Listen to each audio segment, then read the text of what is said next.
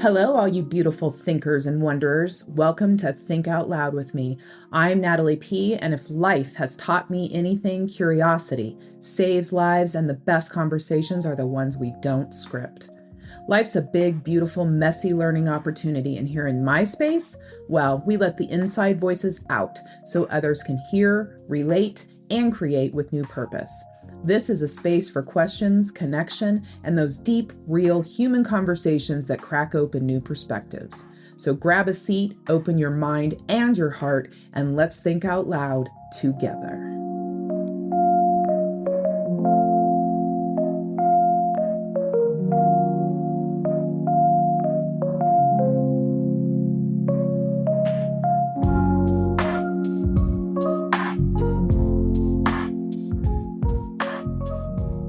Today on Think Out Loud with me, I'm sitting down with Helen Harrison, coach, speaker, and author of the just released on Amazon, Inner Wealth, From Pain to Purpose. Helen is someone who believes life is meant to be felt, laughed through, and deeply lived. She's danced with both pain and purpose.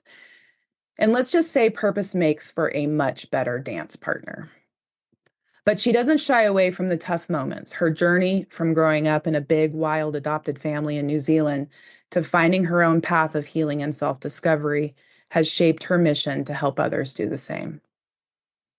For the past 17 years, Helen has been walking alongside people through life's highs and lows, guiding them to reconnect with themselves, embrace their inner power, and live with more joy, depth, and meaning.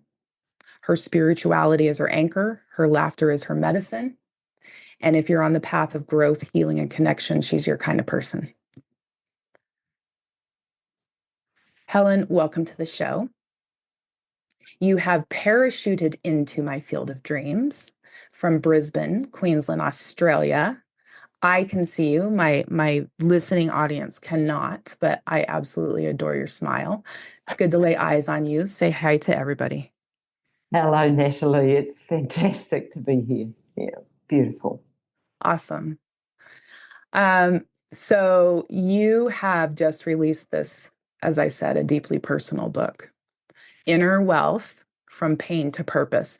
And from my reading, you've been through some considerably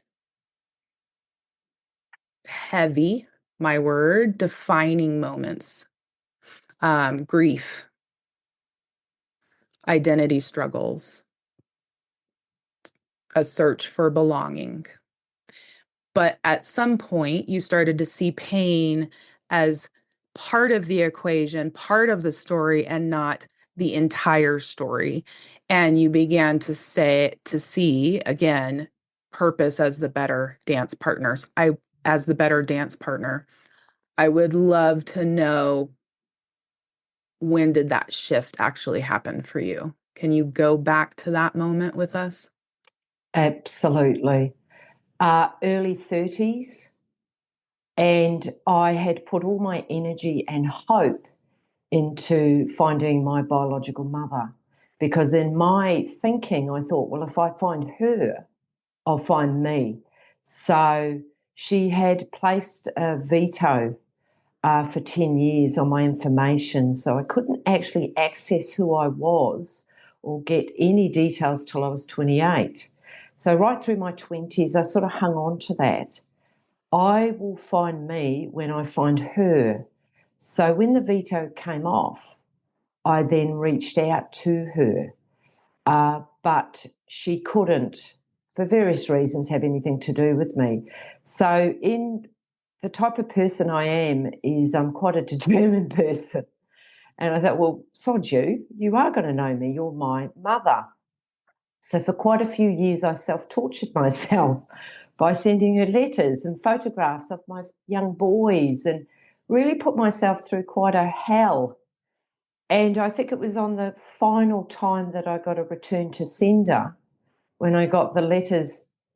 I had a number of letters returned, but the final one, I thought, what am I doing to myself? I was doing it to myself because I had a belief that on some level she was going to save me and that I'd find me if I found her.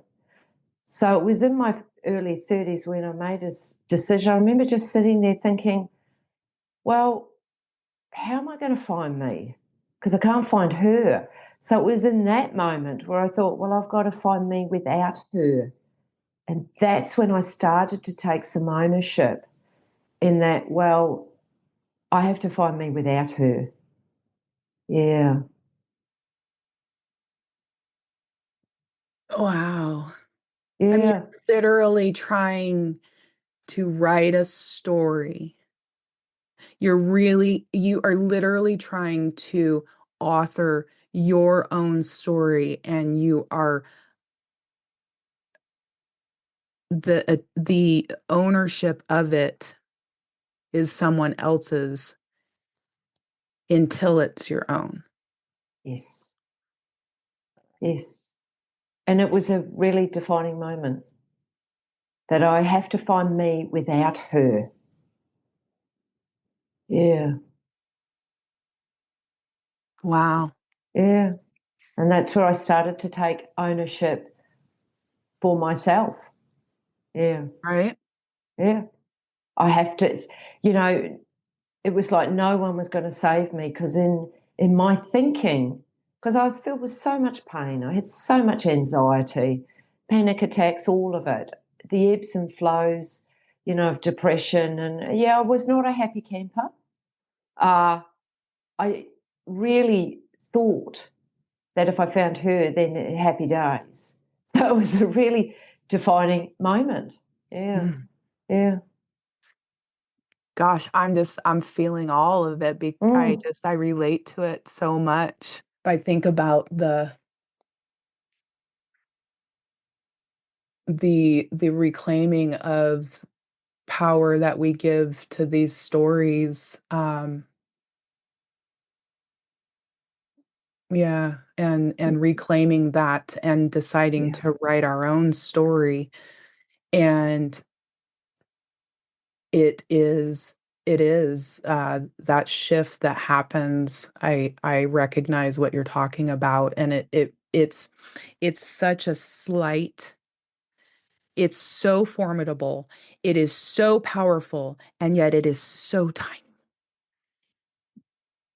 yeah, Us, it's just finally just this spark that sparks that says, it's just the shift, it's just that tickle that happens that you're yeah, like, I've got to do something different here. I've got to do something different here. yeah, I have done my whole life. Oh my gosh. Like, I've done my whole life in these patterns. yeah, And I've finally just taken a step up to be able to look down from an objective point of view and say, I'm the common denominator here. And rather than give away my power to all of these different, I'm going to take it back, and I'm going to go back, and I'm going to rework some stuff, right? It's just like, it's a beautiful, thank you for mm, finding the courage mm, to tell your story. mm, mm, I mean, if and the memoir is such a massive undertaking of itself, to like the like I have dreams of producing a memoir. And so I'm in awe of you in that way, and just the whole process. mm. You when Before we hit record, we talked about there being so many other things you didn't anticipate coming as a result of this entire, releasing this book about, inner wealth, and what it means to find pain, and or to find purpose in pain. Um, like, tell me some of the, where has this taken you to to Oh, to to yeah. to be a storyteller and to take this to the next level and share it with the world? What has this done for your life? It's taken me to a place inside that I never, ever, ever anticipated. The fear that came up while writing this book, there were so many layers to it. And I had to keep dropping through. I had to keep trusting. I had to keep letting go. And inner wealth is actually code for inner worth. I didn't know that. And that is the gift that I've got from writing this book, is the inner worth that I have now got from this, because I've put myself out to be rejected on so many different levels. But you know what? If I've got me and I know how to be there for me and I now know how to love me and hold me, it's okay. Because whatever anybody outside of myself does, I have no control over that whatsoever.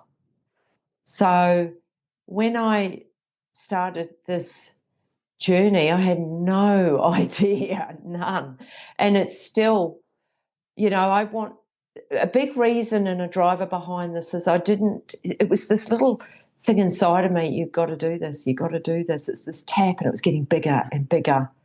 And I didn't want to get to 80 or 90 and look back at my life and go, I didn't do what I really came here to do.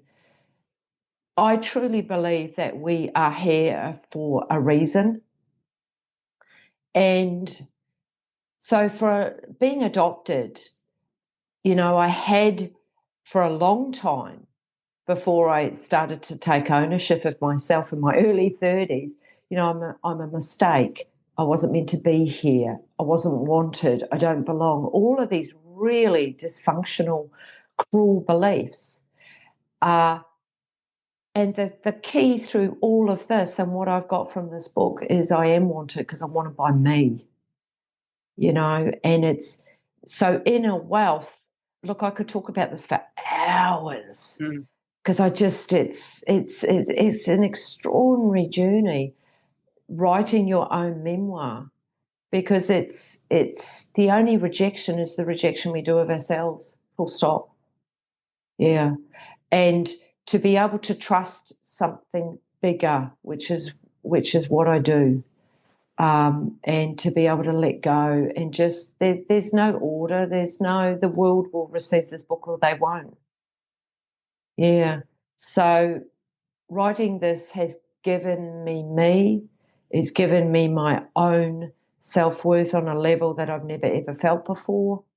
When I get busy, caught up in the old patterns of my head, commenting on everything, I can, like now I'm sitting in my office here in Brisbane, my feet are on the ground, I can feel the back of the chair against my back, I'm in my body.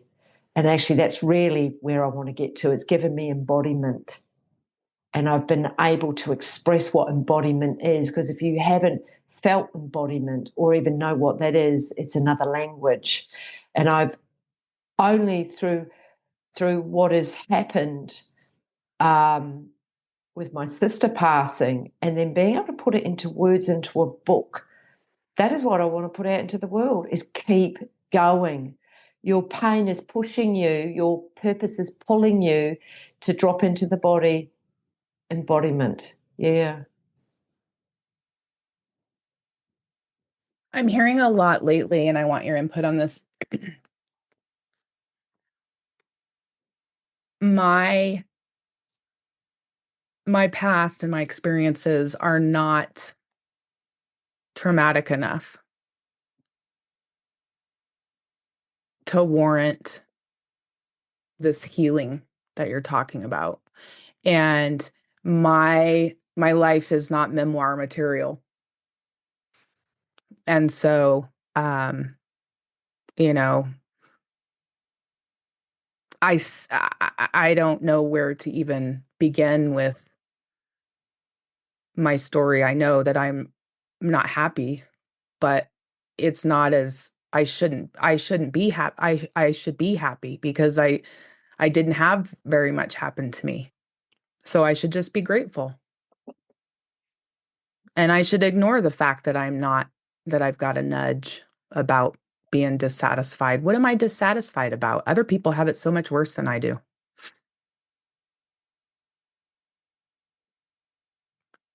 How do you, and so it becomes a comparison like everything in our damn world, right? Yeah. Like we're going to compare our No, no, no, no, no. This is equal access. Uh, you're you're worthy because you have a story. Yes. You are worthy because you are alive and you're breathing, full stop. Yeah.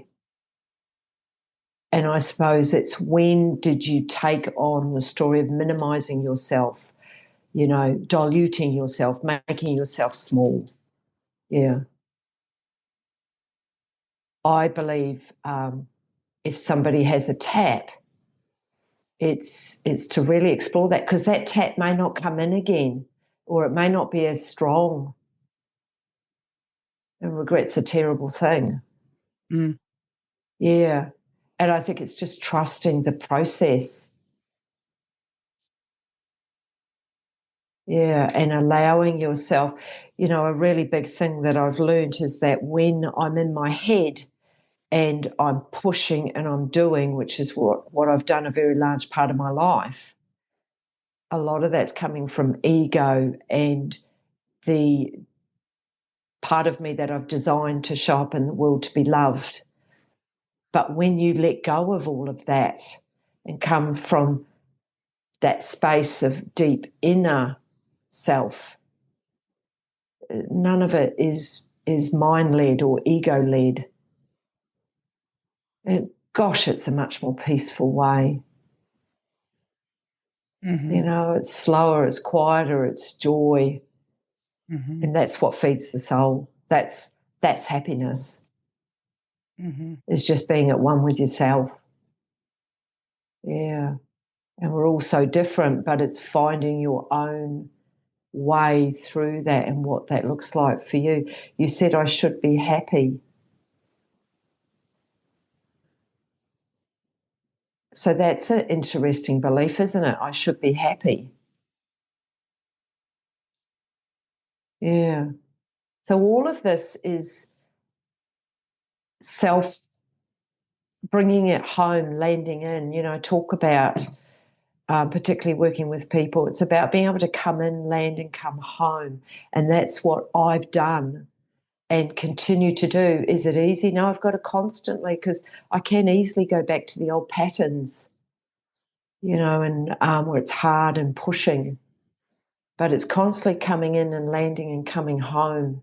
So for me, and that's what's come out of this book, is the awareness of coming home. So I have quite a, isn't it interesting? I was saying diligent meditation practice, but I have some disciplines that I know I need to keep landing in and coming home. It's like I've got to visit home. So home is deep within me. It's that beautiful, peaceful, loving place where I land in, and it's bliss. And Natalie, you would know what I'm talking about, because you wouldn't be doing this work and showing up in the world with what you're doing if you didn't have this place. Yeah. So it's coming in, and I hope that my story, by me being vulnerable and sharing the places that I've gone to, it isn't about my story, it's to tap into your story and to allow yourself to come in and make peace with your story and all that's happened in your world. Mm-hmm. And then it's like a ripple effect. You'll then pass that on. It's like the baton, you pass it on to the next person. Yeah, because my story really almost disappears into insignificance, because it isn't about my story. It's what it's tapped and activated in you. Yeah. That's the magic. And that's what I want to spread. Mm. Yeah. And that excites me. Right. Yeah. Yeah, the idea that, you know, that we are not worthy, um, is just, it's a tough one to get through. And depending on when you come into these conversations with yourself, um, and you've said it, the timing not may not be right, you know. Like I think the something that I've been trying to convey to those of us that are like, I can't even take this on. I don't know. I have zero idea on how to like tap in, you know, it's not for me. I'm not where I just I always just say, just start where you are. Um, and you've said it. It's such the subtleness of, you know, just that decision to start to shift some things in your favor. Um, it's less about it's not about finding the secret sauce. It's not about finding the magic bullet. That's a very slippery slope to get into. I was there myself, where when I decided I was ready to dig in, I consumed self-help books. I listened to every podcast. I read everything I get my hands on. I read the Bible. I read that, like, I was a fiend, and I was looking for myself, just like you said. I was looking for myself everywhere. Like, somebody please make this all fucking work for me. Make this make sense, because I am a disaster. According to my terms, and so where the sun shone down on me and said, start a podcast. Stop looking outside and start looking inside. You are so rich. You are so wealthy. You are so worthy. Yeah. Yeah. And keep coming back for that, because here's the other big missing part, is that it takes time. It takes time. It takes it takes all of it. Yeah. So just start where you are. Love that.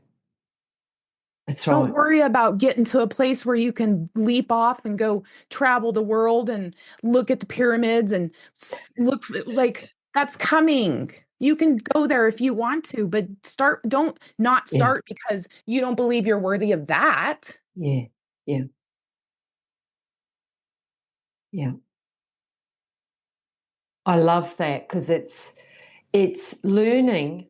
Well, that's what I've discovered, is being in this present moment. So for a long time, I was in the past, and I was a victim, very much a victim, and a pity party. And, you know, and I do believe, and some people may disagree, but depression is really compressed emotion. You know, we've got this energy body, and it's about being in your body and feeling, but we're not taught any of this. And this is where that's my big driver, is teaching people how to inhabit their bodies and be with all that's here. So name what's here in your body. And that's what I write about in my book. It's you've got to learn how to be with the shame, to be with the guilt, to be with the sadness. You know, when my sister passed, I knew, because I had lost a brother also to suicide, I knew what I needed to do, and that was be with the pain. You can't drink it away or do everything else that we do. So I actually took myself away, and that has been the absolute game changer for me, because in that moment, and that had prepared me. So that's only a few years ago, but in my 30s, I did start. You know, you said start where you are, and I did. Start seeing counsellors and different workshops and affirmations and meditation, and did absolutely everything. But it was preparing me. because you do not know what cards you are going to be dealt. So a few years ago, when my sister took her life, I thought, I cannot believe I'm back here again. But I knew exactly what to do this time. And I took myself away and I went to that pain. And I write about this in my book because as I'm falling and allowing and dropping and surrendering into that pain, I got to this place of absolute love. It's just, it was the most extraordinary experience. And it was in that where embodiment occurred, where it's like I almost plunged in, right, I'm here. I knew that it was there, but I never actually knew what it was. But due to my sister passing and where I needed to go, and I felt so connected to her. So when that dropping in, wow, I inhabited my body like I'd never done before. I could feel everything, and it was a homecoming. Like, it was the most extraordinary experience. And so from that, I'm in this sacred place, being fed, little cottage. There's a stream, and I stayed in that. But then when I left this place and come back into this world that we live in, that's noisy and loud, and there's so many distractions, and I found it really hard to stay in my body. So then, me being me, because I knew I'd discovered where I was searching for. So I then went and did like 15 intensive sessions with this beautiful counsellor who helped me stay, and I've stayed ever since, and I'm still there now. Yeah. So it's, what are we looking for? We're looking to come home, to land in. So I know no matter what happens on my outside world, I can come in and I can come home. And it's safe and it's peaceful. Yes. So I still do a meditation practice daily, when I'm walking, when I'm journaling, all of these things. But they help me come in, land, and come home. And that's inner wealth. Yeah. Does that Mm, make sense? it makes perfect sense. Yeah. It really does. It makes beautiful sense. Mm. Um, I want to shift my own language around how I talk about healing, because there is a destination.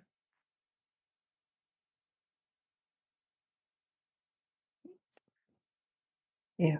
There is. It's home. Yeah. And it's a very, very simple definition of a destination. There's not, yeah, it's very quiet. hmm Um, and here's the thing, because the healing too, and especially if you're a female, that's not fair. I'm really paying attention to my language. Um, this doesn't happen in a vacuum. You can't go check into, you can, some people, but like 40 days in the desert, you're not going to go get, right? To go figure this shit out. The life is happening. This is not happening in a vacuum. Like, this is real time, experimental, experiential, like, this works. It's Lucille Ball at the switchboard. This works. This sucks. Holy crap, I forgot what that one did, but I think I liked it. And it's still more of you. It's Yeah. just with a different intention behind where you're plugging in, Yeah. right? Yeah. And it's into it's mental fitness. There's my little toolbox. There's different ways to talk about all of this, and we end up talking about all of the same thing. And it is Mm. that the emotions that we feel are absolutely amazing, and we should we should recognize, honor, and then let them be what they are. is Yeah. energy and motion. That's a highfalutin concept. Everybody says, Yeah. yeah. It's motion with an E in front of it. And we know what you're talking about. But then that's where they stop with the like, I really need you to think about what emotion is, right? Yeah. Like, let's, Yeah. like, so what I love about what I'm hearing is the yes and the nods to this isn't, there is no quick fix in this. There is no, like, there is a destination, but it is a very simple one. And it needs to be, the journey there is going to take many different many different people, other humans helping you co-create. It's going to take many different modalities and concepts. It's going to take pain. It's going to take joy, the type of which you've never experienced in your life. And it's unfamiliar, frankly. It's Yeah. the joy is Yeah. it's a immense. Yeah. Yeah. Absolutely. Goodness gracious. Mm. So I have a saying, everybody hears me say it, how you do anything is how you do everything. How you show up as a coach, how you show up for others. Um,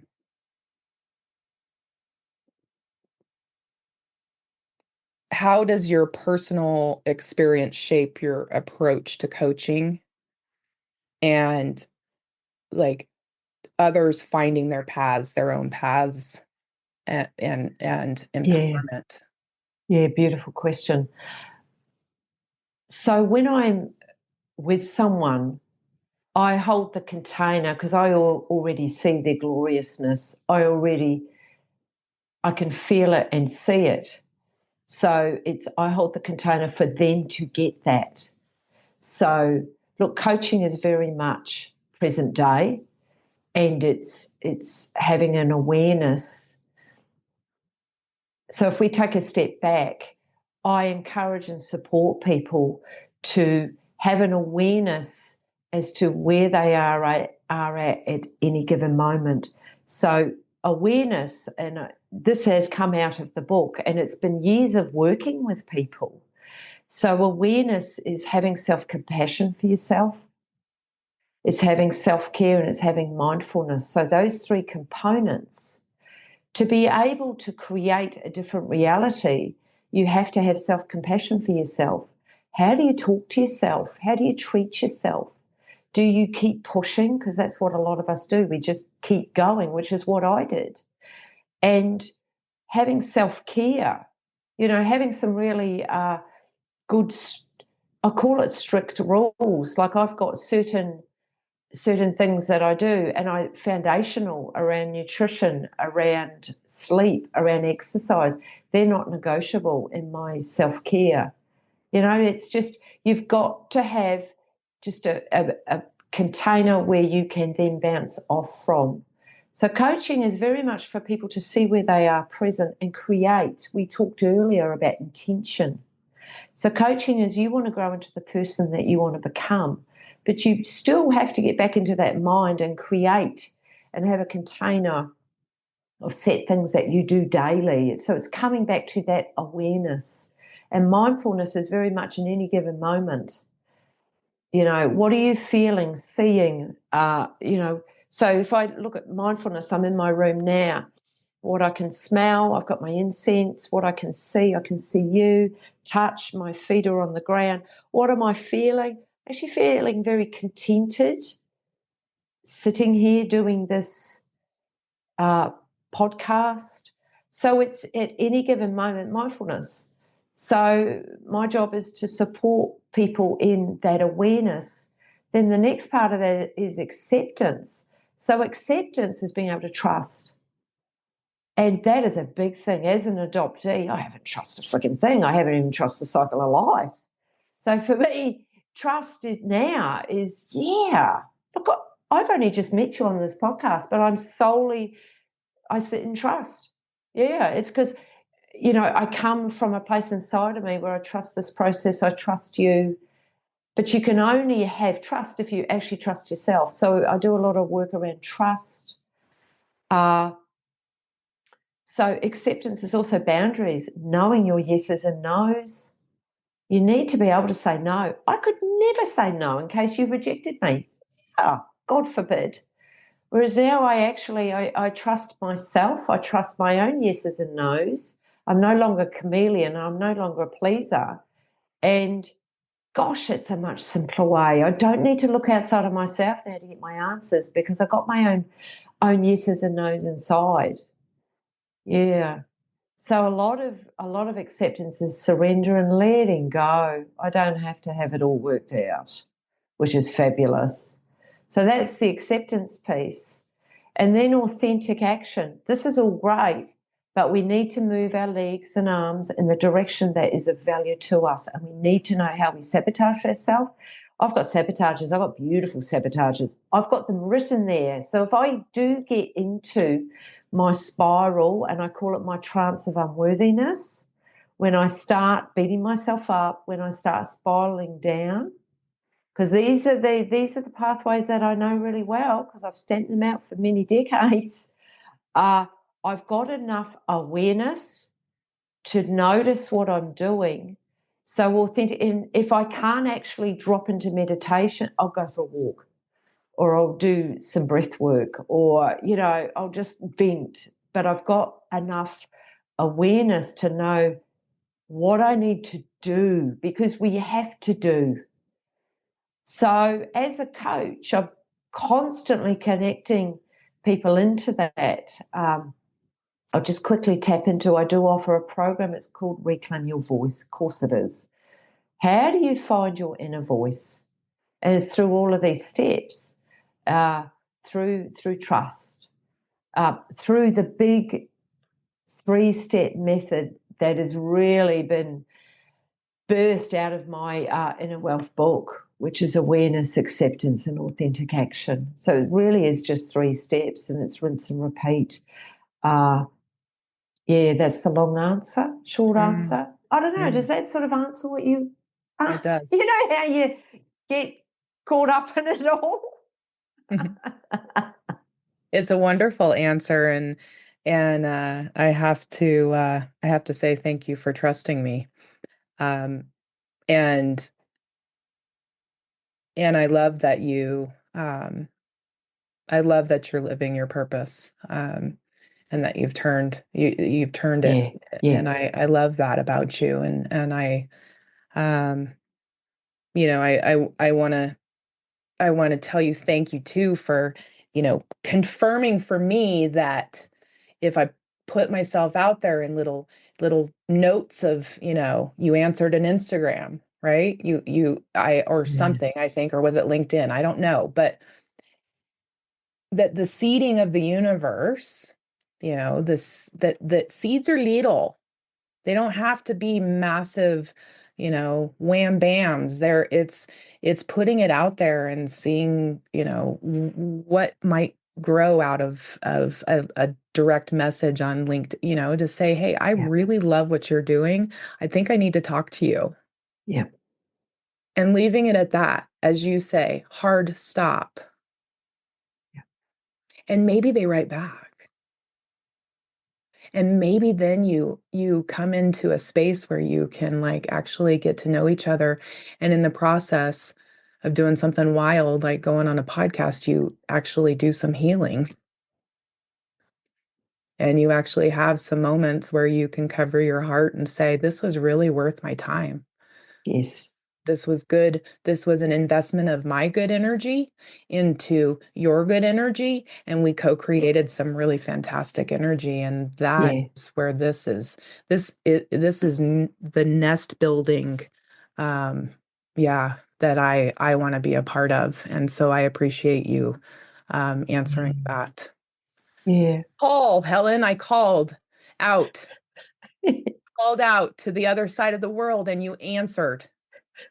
And that's what I just absolutely love, because, you know, there's a lot of stuff out there. There's just so much that can take your attention, but yours sort of directed and come through. You were very to the point. And of course, I'm going to look you up. And I thought, Heck yeah. oh, Please do. I hope so. Yeah. yeah, I like how you show up. It felt very aligned, because it's having these conversations, and that is why I wrote my book. You Yes. know, yeah, I wrote my book to have the difficult conversations. Uh, this hasn't been a difficult conversation, but I know that my story will, you know, somebody could be listening to this and go, actually, I'm going through a real hard time. And I don't know how to. You said earlier about start where you are. So it could be just reading my book. Yeah. And that's why I wrote it. And I come back to, we all are here. So I've birthed this not knowing where this book is going to go. But already it's almost every time I get, and it's often every couple of days, a message or something. And it's like, oh, okay. That has helped that person. Yeah. Mm-hmm. And that's what I'm about, is you don't have to do this on your own. When you're in pain and when you're in your own stuff, which I was for decades, you feel very, very isolated. I write about it in my book. It's like it's a comfy couch, as much as it wasn't comfy. It was toxic, it was black, it was oozy, and I just sort of sit in it because I didn't know how to get myself out of it. It was so much pain. So this book, I hope, will stir something in people. What's your next step? Yeah, you know, talk about the authentic action. You've got to move. Yeah. So Mm-hmm. it's and just trusting each little step. What's next? You do not have to have this worked out. Did I have this worked out? You know, I talk about when did I first start my healing? Was, yes, my biological mother's not going to save me, but also my beautiful son. He was 8 years old at the time, and I had so much anger. I'd go from sitting in my oozy couch and just into victim and just couldn't hardly move or talk, to this rage and this anger that my 8-year-old would cop. And there was a certain point, because this is where you get enough little taps. And there was a point where this beautiful soul, my little 8-year-old, gorgeous, loving, gorgeous child, and here's the rap of me, and it's just no, I need help. I need help. Uh, and that's when I did reach out, and I reached out to my very first counsellor, who I now see quite regularly as a friend, which is really interesting. But all those decades ago, and the first 3 sessions, I sat and I sobbed. That's all I did. I sat and I sobbed because I had someone sitting in front of me who held my pain and held the container for me to actually fully express how I felt in that moment. And I will be forever grateful. She is so in my heart, because she actually showed me what's possible, that it's okay that I feel this pain. She's holding the container for unconditional love. Yeah, Yeah. yeah. So yeah, It it's reminds me of Ram Dass saying we're all just walking each other home. we are, we are. And so we are all part of people's journeys. We are all the same. Yeah, we are all searching. We're all looking. But if you can slow down long enough and step inside, there are people in your world who can help you do that. Mm-hmm. So it's don't keep staying in the head and trying to work it out. There is nothing to work out. You've actually got to let that go and actually start inhabiting the body and feeling, start feeling the grief and the pain, because that's what most people have. And I Mm-hmm. instinctively knew, and I really don't know how, that I thought I have to keep unraveling. We're a bit like an onion, and we've got layers and layers. And in the middle of that onion is the real you, the authentic you, not the you that you've created to be loved. And I just somehow instinctively knew that I got to keep peeling the layers back, layers back, layers back. And that's what I've been doing since my early 30s. And I continue to do it, and I will Mm-hmm. do it for the rest of my life. Mm-hmm. Yeah. Yeah. Mm-hmm. And keep coming back to yourself and the Totally. different perspectives. And yeah, Yes. it's I such a love beautiful it. thing. Yeah. So even now doing this podcast with you, and this I will have to say is so refreshing and so inspiring being on this podcast, because I've been totally present. I've been embodied and I've been in my body, which is beautiful, because I still have to practice this, because sometimes I can get up in my head and I come from the thinking part of me. Whereas you've held the space in the container, because you're sitting in front of me and you're embodied, you're in your body, and you hold the space in the container for me to do this. So thank you. Yeah, Mm. yeah. Beautiful. You come from that heart center. So I'm in my heart center, and we're in this together. Even though you're in Colorado, a totally different time. It's a We're different so, day. yeah, yes, it is. Helen, you're in the future. It's 20 to 8 in the morning in Brisbane. It's a very sunny Tomorrow. day. Yes. What do we do? What do we need to give us all your secrets, Helen? Just start a really personal practice of self-compassion, Oh, I love it. self-care, and mindfulness. I love it. Yeah, yeah. And little reminders. I go back to my 30s, I'd stick it. It's all over my mirror. So it's the first thing I Oh, saw me when too. yeah, I am I use a recording. dry erase Yes. marker. Dry erase marker. I just I write love myself it. like Because a you got to wild keep woman. reminding. Yeah, yeah, Good. yeah. Beautiful. Very, very, very, very good. Very good. You said, universe, you got me to write this book. Now what? Mm, And I would just reflect back to you to continue doing, living yeah, your purpose. yeah, Yeah. yeah, And I want to, for those of you listening, if Helen's words have resonated in any way, shape, or form, um, you have a ton of options. Um, you can grab a copy of her book. You can email her. You can visit her website. She's a smart businesswoman. She has contact forms. And I'm going to put it all in the show notes. You've also got YouTube and Facebook. You're active on the different social platforms. I'm going yeah, to include all of yeah. that. Um, any last thoughts before we land this plane?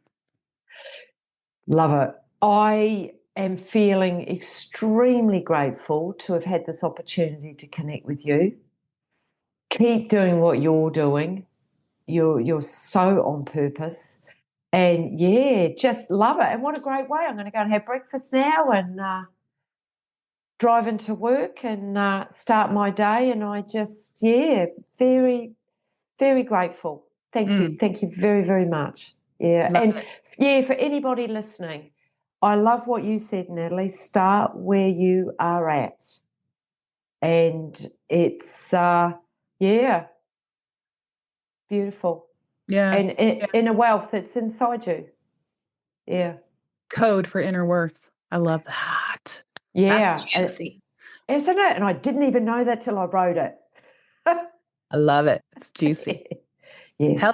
Helen's juicy. I love it. And I will add, yeah, if it sparks today's conversation sparks something in you, don't let it stay in your head. Yeah. Yeah. Share it, right? Yeah. Share it. Yeah. Send this episode to a friend, write a note down you Yeah. heard, start a conversation, go have Yeah. breakfast, create a space for yourself to reflect. But Yeah. what I've come to know and what I'm coming to understand in a very beautiful way is that healing is a ripple effect, and every single share of your love is going to fuel this algorithm of love Yeah. Yeah. that we're attempting to Yeah. to Yeah. live in. And so I appreciate you being here. I appreciate everyone listening in. It's not lost on me that time is your most valuable asset, and so that you would consider spending it with me in some form, in parts, pause in between chores, whatever. I'm humbled. So thank you. And until next time, Beautiful. keep thinking out loud with me.